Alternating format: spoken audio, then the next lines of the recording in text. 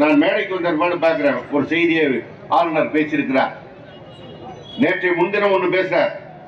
வடகிழக்கு மாநிலங்களில் இருந்து வந்திருக்கின்ற மாணவிகள், விளையாட்டு வீராங்கனைகள் இங்க வந்தாங்க, தமிழ்நாடு பாதுகாப்பாக இருக்கிறது என்று அவர்கள் உணர்ந்தார்கள் என்று பாராட்டி பேசுகிறார். இன்னைக்கு பேசுறாங்க, தமிழ்நாடு தீவிரவாதிகள் இருக்கின்ற இடமாக இருக்கிறது என்று. தீவிரவாதிகள் இருக்கின்ற இடம் மணிப்பூர். நீ அங்க கவர்னரா இருந்த, அங்க நீ ஒன்னும் செய்யலன்னு சொல்லி அனைத்து கட்சியும் சேர்ந்து உன்னை விரட்டி அடித்து நீ இன்றைக்கு இங்க வந்து தமிழ்நாட்டில் இருக்கிற.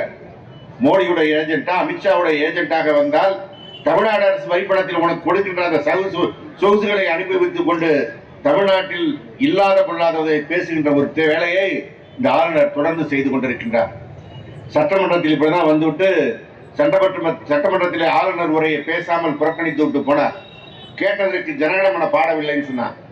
அதனால அறிவு இருக்கா இல்லையான்னு எனக்கு சந்தேகமா இருக்கு. எப்படி ஐபிஎஸ் படிச்சா அவனுக்கு எப்படி பட்டம் கொடுத்தாங்கன்னு எனக்கு சந்தேகமா இருக்கு.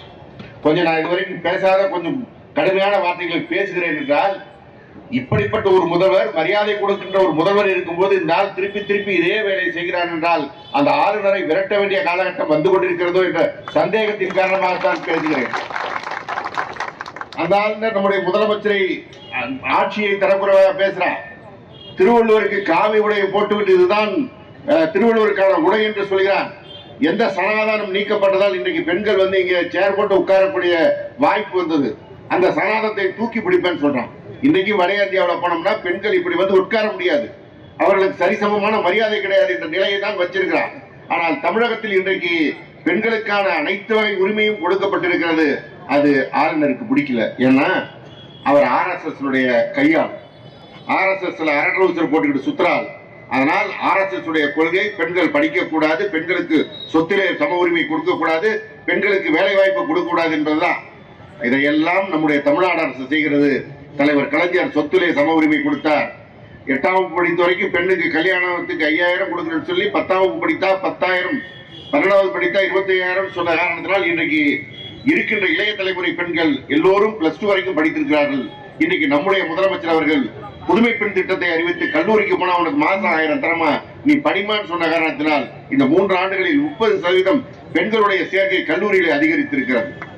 இப்படி பெண்கள் எல்லாம் கல்லூரி வரை படிப்பது பிடிக்கல அந்த ஆளுநர் ரவிக்கும் அவருக்கு தலைமையா இருக்கிற மோடிக்கும். அதனாலதான் தமிழ்நாட்டில் நடக்காத விஷயங்களை புரளி கிளப்புவதே ஒரு வேலையாக இன்றைக்கு செய்து கொண்டிருக்கிறார். புதுசா உள்ள விட்டுறான். அவன் பெரியார பேசுறான். ஐயா தான் எழுதியிருந்தார் முரசொலியில, பெரியாரின் மயிர்களை நீ பிடுங்க முடியாதுன்னு. அன்றைக்கு உண்மையா படித்து விட்டு நாங்கள் கண்களை போனோம் ஐயா. அந்த உணர்வு தான் இன்னைக்கு அவன் போய் ஈரோடு நிற்கும் போது பலரும் முற்றுகையிட்டு வெளியே துரத்தி கொண்டிருக்கின்ற அந்த காட்சியை பார்க்கிறோம். பெரியாரை பேசிவிட்டு தமிழ்நாட்டில் அவன் நடமாடக்கூடாத ஒரு நிலைமை தான் இன்றைக்கு வந்து கொண்டிருக்கிறது. இந்த கையாள்களை எல்லாம் களத்திலே இறக்கிவிட்டு திமுகவை ஏதாவது பண்ணி பார்க்கலாம் நினைச்சினா, நான் மோடிக்கும் சொல்வேன், அமித்ஷாவுக்கும் சொல்வேன், கவர்னர் ரவிக்கும் சொல்வேன், உங்கள் கனவு பலிக்காது.